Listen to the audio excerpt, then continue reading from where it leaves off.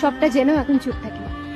এখন আর এক্সপ্লেন করতেও মন চায় না, কারোর সাথে তর্কে জড়াতেও এখন আর মন চায় না। জীবনের এরকম একটা ফেজ বোধহয় সবারই আসে, তাই না? যখন বলতে অনেক কিছু চাই কিন্তু তাও বলতে ইচ্ছে করে না। আমরা সবার থেকে নিজেকে আলাদা রাখার বাহানা খুঁজি, যখন সত্যি আর কারোর জন্য ভাবতে ইচ্ছা করে না। না কারোর মন জয় করতে ইচ্ছে করে, না কারোর রাগ ভাঙাতে ইচ্ছে করে, না কোনো কিছুতে যোগ দিতে ইচ্ছে করে, না কোনো ব্যাপারে অভিযোগ করতে, কারোর সাথে কথা বলতে ইচ্ছে করে না, না কারোর মেসেজে রিপ্লাই দিতে ইচ্ছে করে। সবার কথা মতন চলতে চলতে, সবাইকে বুঝতে বুঝতে আজকে আমি বড় ক্লান্ত। মনে হয় এই প্রচন্ড ভিড়েও বোধহয় আমি খুব একা।